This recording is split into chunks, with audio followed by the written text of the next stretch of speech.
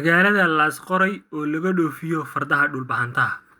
dabcan dokumentigu wuxuu ku qoran yahay afka Talyaaniga laakiin inagoo nuxurka hadalka soo koobnay wuxuu leeyahay inta u dhaxaysa Ceelaanyo iyo Durduri xeebta gobolka Sanaag waxaa ku yaala tuulo yar oo kale oo Soomaalidu u yeedhaan hadhado inagu hadhado aan moodiyay isagoo hadhadu leeyahay carabtuna ugu yeedhaan bandar jadiid sidoo kale bandar jadiid qaw in la dhahaan moodiyay laakiin wuxuu leeyahay hadhado ayaa bandar jadiid la dhahaa taas oo ka koobnayd laba aqal oo yar yar oo ay lahaayeen reer Warlabe oo qabiilka Warlabaha ah waxaana madax u ahaa nin la dhigi jiray Maxamed Xuseen sidaad ku aragtaan dokumentiga marka Durduri laga gudbo waxa xigta tuulada la dhaho Xor Xamuud amba inagoo naqaano Xor Xamuud tuulada Xor Xamuud oo lahayd ku dhawaad 30 aqal iyo garaas iyo hal qasri oo dhagax oo ka samaysan dhagax oo marka aad u weyn oo ay lahaayeen reer qabiilka dhaho reer Aadan Saciid waa qabiilka Warsangeli ka tirsan waxa la reer Aadan Saciid wax yar kadib waxa soo baxda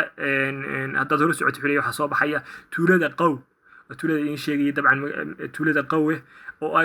ka koobneed marka ku dhawaad 50 aqal waxa deganaa reer Faatax sida uu leeyahay halka ku aragtaan reer Faatax waa reer Faatax waxaana lahaa dabcan guriga ku yaalay oo madax u ahaa nin la dhigi jiray Maxamed Cabdi Faatax malaha isaga qabiilka loogu magac daray wali wuu si wada hadalkiisu wuxuu leeyahay labada tuule ma lahayn doonyo u gaara waxay ku tiirsanaayeen oo doonyaha ay ka imaan jireen Durduri iyo sidoo kale Laasqoray dabcan Durduri iyo Laasqoray ayaa doonyuhu ugu imaan jireen iyo magaalada Laasqoray wali hadalkiisii wuu si watay wuxuu leeyahay isagoo hadalkiisii wuu si wata magaalada Laasqoray oo ka koobnayd in ka badan 400 oo aqal isla markaana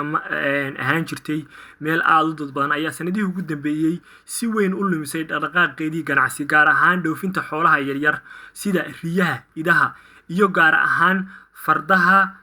kafeli de dhulbaante iyo gaar ahaan fardaha dhulbaante oo markii ugu horeeyay aan arko dabcan xeebaha magaalooyinka Soomaaliyeed oo marka laga dhoofinayo fardo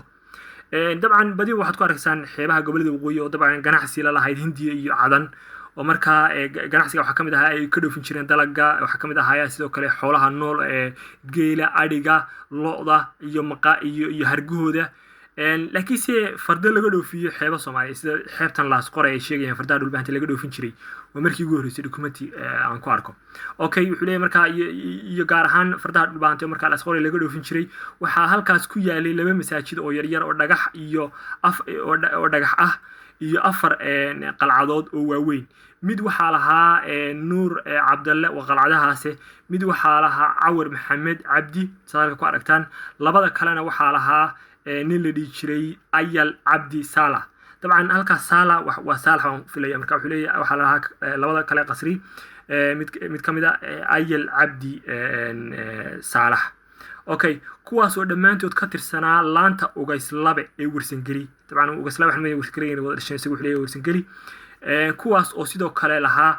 maraakiib iyo doonyo shiraacyo leh oo waaweyn oo aad u wanaagsan biyo iyo aad u fiican ayaa laga heli jiray toga u dhow magaalada dabcan waa Doorley isagu waxa filaya inuu uga jeedo Deereley toga Deereley idinkaas xidhi doona hadan magac khalday ayaa marka biyahan laga heli jiray marka isku soo wada duubo dabcan ganacsiga sidaan halka ku arkano magaalada Laasqoray dabcan waxa aad ugu badnaa dabcan nimanka Ugayslabe sida halka ku sheegay sidoo kale dalaga amba xoolaha laga dhoofin jiray magaalada Laasqoray waa 1890 ilaa 1891 safarkiisii wuxuu ku sheegayaa inay ka mid ahaayeen fardihii beesha dhulbahante dabcan waxaad ka helaysaa xogahan oo dhan buugga uu qoray ninkii la dhigi jiray Luigi Rebecchi Berechetti Talyaaniga ahaa safarkiisii ku madiyay xeebaha Soomaaliyeed sida ka mid tahay Hobyo iyo Caluula